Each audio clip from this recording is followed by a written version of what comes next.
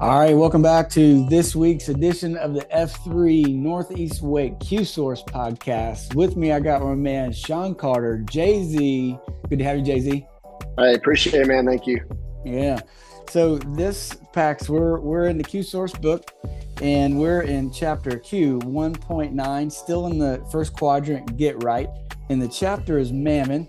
And so I think I've told y'all before, and Jay-Z, I told you, when I read this book and I'm thinking about who to have on, I'm always thinking about who lives the chapter, who embodies this, who's a role model for me and first in the rest of our community that can really speak into it. And immediately I thought about you, and I won't give away why. We'll let the conversation flesh out, but I think our PAX will have a lot to glean from you and understand why I chose you for this chapter as the conversation plays out. So I think before we jump in, I think it's worth noting the scheduled Tetris that we had to play just to have this podcast. And I think it's funny that we did because it really plays into, I think, what this chapter is speaking of. So I asked Jay-Z maybe a couple weeks ago, and he says, "Oh yeah, I'll come on." And then you can tell the rest of the story, but us being able to find this time hasn't been the easiest, has it? No, not at all. It's different things came up, different work things, but then also different family things, and even just trying to get to today. My wife and I she wanted to go out to lunch. It's the last day of her spring break. I'm like, yeah, let's go out to lunch. And delay after delay, we end up finally getting our food, and it's basically at the time I'm supposed to be sitting down with the Money Pit. So here we are. We finally made it, and it's only I'm only 40 minutes late, right, on this one. Well, and so here I know you're feeling bad about my schedule. What I didn't have time to tell you is I've had the same exact kind of week. With Okay. this week has been look very different than the rest of my weeks with family things and different kind of volunteer type of things and trying to squeeze this in. And so Jay-Z and I've been living the same kind of a week. And so here's the chapter. It's Mammon, and Dredd uses the word mammon to refer to the sustaining relationship between a man and his work. So we're talking about our work life. And a lot of the chapter, Dredd spends a good portion of the beginning of the chapter really talking about mammon. And he believes that your work is more of a relationship than it is that's something you do. It's something that you have a relationship with. I guess first comments, Jay-Z, what's your thoughts on that concept that your work is a relationship rather than a pursuit? I tend to think that I guess the relationship is being able to focus on what's important at that moment, but obviously bringing money in order to support the family and support the households and things like that. Those are certainly important, but when it comes down to it, I really would venture to say that kind of being able to manage it without taking away from everything else is super important. So that's my goal pretty much daily, is to stay in contact with clients, stay in contact with family, friends, and still be able to be the father I want to be. Yeah, I think I never really thought about my work as a relationship. And I think it's worth chewing on just a second before we get into too many personal stories. I guess what he's trying to say is, and I guess I'd thought about my work as a pursuit. I think about goals that I'm trying to get, but I think what Dredd's really trying to say is like, you have a choice, and you manage that choice the way that you manage the time that we would spend together, and the way we manage whether we would sit down for this conversation, and the way, we're negotiating with our friends and people that we know, and knowing that we have some control to say yes or say no. And so in that regard, I think I agree with him. I just had never thought about it as a relationship, but I think he's making the point that, and wants us to know, like, before you go on to anything else, know that you have a choice in the matter. And I think it's really easy to feel like you're under the gun, you're in the grind, that I have to do what the boss says. I don't have any choices, and work has to come first. And I think that's where maybe he wants to first start challenging us. So, I mean, how do you respond to that challenge with someone is feeling like work has to come first? Or have you ever struggled with that in your career? Absolutely. I think it's always, especially early on, to see why it was real important. And I think that everybody's career is, and work title and things are going to vary. So some folks have the 9 to 5, some people don't, and so I would think that I don't necessarily have that 9 to 5 situation. So it could be 7 o'clock, and I've got people reaching out. I've got clients reaching out even later than that, and that's my decision to make those. Yes, I want to take this call. No, I don't. Yes, I need to make a call because I missed something along the way today, or I didn't hear back, or what have you. So it's always a choice. I think for my side, I've definitely struggled with what's the most important thing at that moment. And I think my wife and I would agree that earlier on, well before kids, there was a lot of conversations that's were cut short because I made a decision to say, "Hey, hang on, let me do something else." And so, I think people can feel slighted that way, and I think that there's always that. I've taken it both ways, and now I feel like maybe now I've been able to make a change and a mindset shift over several years of not focusing so much on the hustle or what's necessary at that moment, focusing more on the kids. And my kids, I mean, they'll tell me, "Dad, don't take that call. Let it go to." I mean, and I'll be like, "Hey, you're right. We're in the middle of a game, or we're in the middle of dinner, wherever it is." They don't Um, know there's a deal waiting on it. They don't know the mortgage payment might be on the other end of that call, you're right? right, right. I mean, they say sometimes these calls like that, by answering the phone or not, it could be, even if it's 5 minutes difference, that could be they've moved on and talked to somebody else. So of course, yeah, they. I think they know enough now, and they're pretty used to it. And I think it's a conscious effort for me to come back and say sorry. You know, we've talked. I love these podcasts because it does help me hear all the different things that we all have. But when you come back and you admit I was wrong, I shouldn't have done that, or hey, I had to do that. Let me tell you why, or whatever. I think that's really important to make sure that they're really understanding. And again, this isn't just my kids. This is also my wife too, where we all are kind of on the same page. So we're learning through it. We're growing every day to Yeah. continue to make that work. I hear you. You know, I've been self-employed for a really long time, and a lot of people, if you're self-employed, you start your own business, you become self-employed, and immediately you do it because you think, I want to have control over my schedule. I want to make decisions about how I spend my time. But what happened to me early in my career, that happens early in most people's careers, you start your own business to have more time for yourself. But what happens is you end up having less time for yourself because you don't anticipate the pull, the demand, the fear, the worry that comes with it. And instead of working less, it very quickly became something that I worked more. And that's a tough thing to have to journey through, is the learning what the important work is, Mm-hmm. you know, how to work enough without working too much. Um, Efficiently.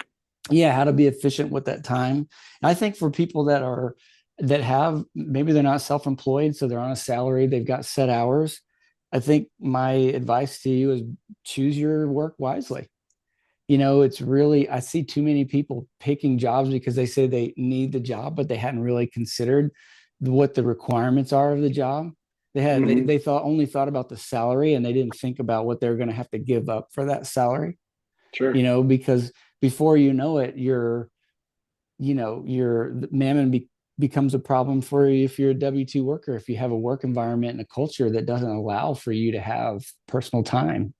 Right. I think it's a title. A lot of folks are searching for that title, the next ladder up, and oftentimes that can be the next ladder up. The next rung up is great, because that only means, in most people's eyes, I think that also then means another pay level, another pay level. Um, Companies catch on to those type of things, and they recognize that that's not really what you're out to do. I think the most important thing is to be a good employee, somebody that's trustworthy, somebody, a hard worker, that's somebody that's patient with everybody else that maybe isn't on the same level. I think there's a lot of things out there that companies are looking for that maybe people tend to look past and just think, I make X amount, I can Yeah, I that's can all do it what I want. is, getting singly focused on it. So I want to, we've kind of laid that groundwork. I just want to get into why I asked you here. I told you a little bit before, Yeah, but let's hear it. I feel like the point that Dred's making that I really like about this is um, it's not that work isn't important, it's that it's not the most important thing. That it's an important relationship, but it can't come first. To have the Sure. balanced life, to be a strong leader, you got to have a career. There has to be that in place, but like it can't take the place of your marriage. It can't come in front of your kids. And I don't know your family really well, but I know I watch you on the phone with them. I see you text them. I hear you talk about the stuff that you do. But and so I know that you're a family man. I know you're a guy that does that you have a lake house with a boat and you spend time with your family and you take your wife on trips and you're the coach of the sports teams. And so I see a guy that's doing this really well because I also know you as the businessman that's working deals, that's showing properties, that's closing properties. And so talk about how what that journey's been like to be able to do both those really well. And don't be too hard on yourself. But for what I'm saying, I'm like, man, I want to be Jay-Z one day. No, you don't. No, you don't. It's been a lot. It's been a challenge throughout. I've done this 20 years. So I've 20 plus years. So for the first 9 years, I worked under a builder's realm, Okay. and a builder being like more of a on-site sales, sitting in a model home, going through that. The second part of that, last 12 or so years, being more on the general brokerage side, being able to work with buyers and sellers, having a little more of an open palette in regards to um, everything else. I'll say, like, as in, I can show homes, I can help with land, I can list homes, I can list duplexes, different things like that. So what that has allowed me to do is really kind of pick and choose my battles, whereas I didn't have any real um, schedule. I always had a somewhat of a schedule. I can kind of choose what I want to do, work around things, and that's important. Certain days of the week, my kids play on the middle school soccer team, so I make sure that I don't schedule anything after 3 o'clock, so I can be leaving for Wendell, Zebulon, wherever I got to be that day, and I'm set up ready to go. Watching the game by 4 o'clock. So I coach football on Saturdays. So if I'm going to work on a Saturday, it's mostly if I'm able to make it to the farm, I'll go from the farm to coffee, and then potentially in between, I'll be showing homes, and then I'll get to football by noon or And 1. you're also a guy that takes your wife out for dinner, for lunch dates, and you take your daughter out for daddy daughter dates in the middle of the week. I mean, that sounds almost Yes. like a full-time job just hearing you list all of that. But I know that you work, you're not a stay-at-home dad. Like you have a lot of business going on, to be Yeah. able to do all that together. And I told you this before about my daughter, the appointment, and I know I told a couple of the guys, between you and Gilmore going through some conversation brought on the fact that I don't do enough daddy daughter lunches. And so Hmm. I was like, hey, let's meet. And so we were able to even just, it was 15-minute lunch, but it was amazing to get to ask her and her be like, yeah, let's do this. Cause of course we all know as we get older, they're getting older, and soon enough, I won't have that opportunity. So it's great. It's good to have, some of those things. I will say, like, there's plenty I miss. I feel like with some of my, especially my nieces, I have 10 nieces, no nephews. My boys are the only ones. But like my niece was here yesterday, 2 nights ago. She stayed overnight. I took her to the airport. Like she's an awesome individual that is continuing to just grow and do unbelievable things at her age. So I think that there's been a lot of help to see all of these really good influences. My sister was great. My brother-in-law is very good with his kids and how they do things. So I think I've got a, and my folks have been married for 50 years, and my in-laws have been married 50 years. So I've got some really good influence around me, and that certainly helps. And I've got some flexibility with um, my own job partnership type thing. Matt was in my wedding party 19 years ago. So that tells you, like, he and I have Right. been really tight for over 20 years, and that helps to just him. He understands his kids are the same age as mine. I just texted him about something work related today, and he's like, hey, I'm at a volleyball tournament.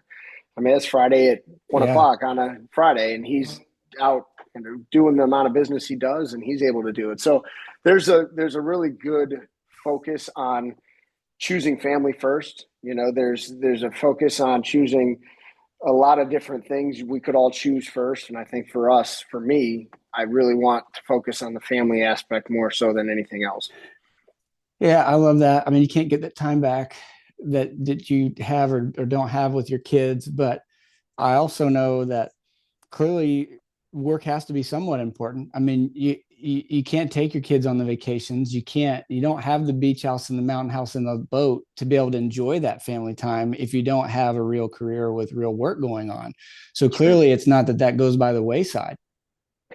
No, I just kind of all flows together, and I've got some great admins on my team that help as we speak. Somebody's writing up an offer for me right now for a client that.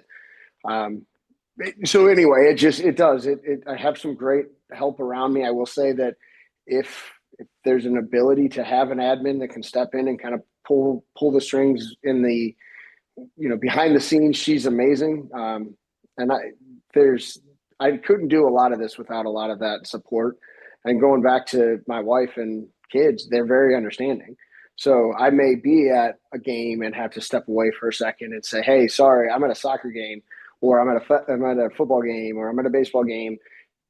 Forgive the noise in the background." And that kind of lays the groundwork of I'm Mm-hmm. here with somebody else. I'm Mm-hmm. choosing to make this call, but let's make this quick. Let's make it valuable, and let's move on. Because whatever you're going to tell me, if it's important for me to hear, I'll pass it along and I'll do everything. But if it really is something that probably could have gone through my admin, I'm also going to let you know that. Why don't you do me a favor?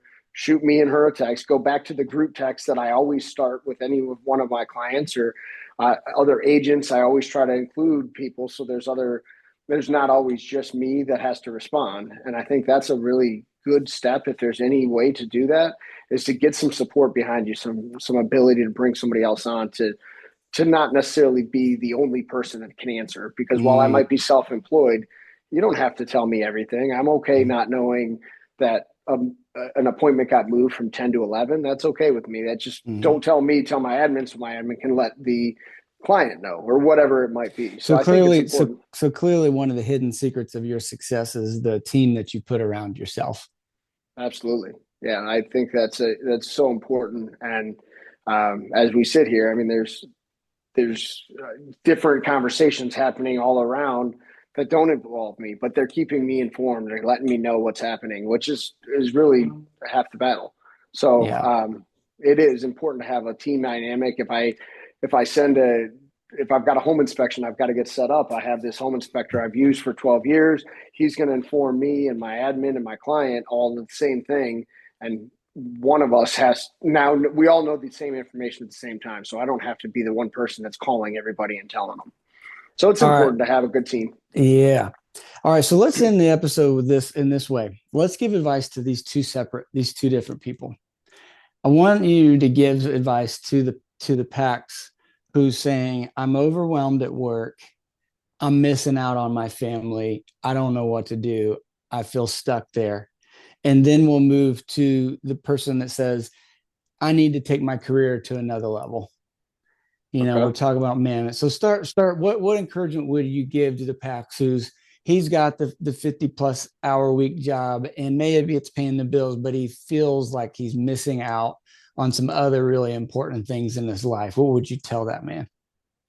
I would say do what you can to really be present while you're in front of your family. Yeah. And present being not physically present, but being in the moment with them. So not if they want to play basketball, go out and play basketball, and don't worry that your phone's not on your hip. Let it go for a few minutes. It's going to be okay if calls come and go, or just really being in the moment with them. I think is important because if you're 50 hours a week, that's understood, that's understandable, and oftentimes that's what it's going to require.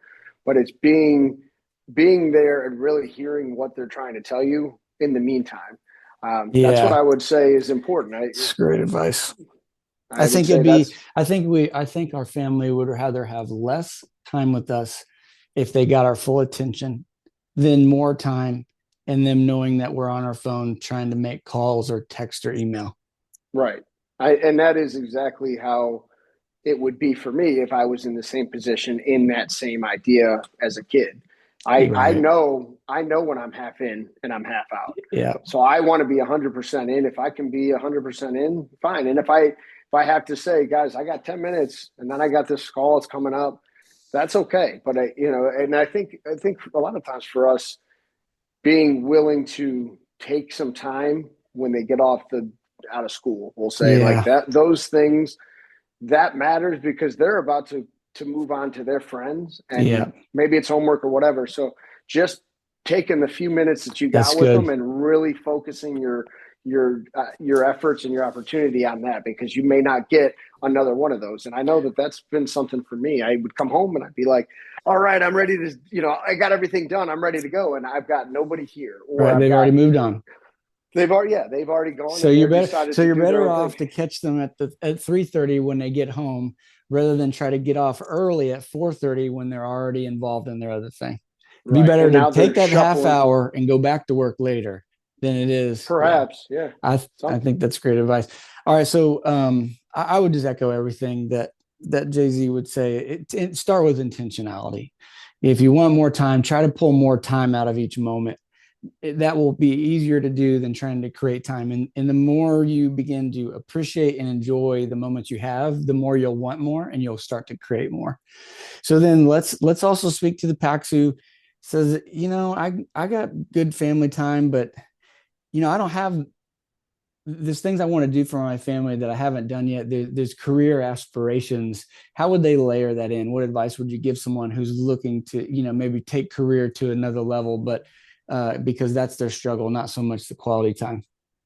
Well, so what I would also say, sorry, I've Mm-hmm. got something behind it, keeps Yeah. vibrating. So, um, I if there's an ability to bring on some support, Mm-hmm. that's an important way to keep building business, to build a maybe a sustainable business that's obviously going to be able to support or Mm-hmm. pay for the admin side. Mm-hmm. Um, there's a lot of different options out there, cyber, Mm-hmm. different things from different areas. But I would say that would be a focus if I could, is getting the help that you need, and being able to tell them what you want and what you need.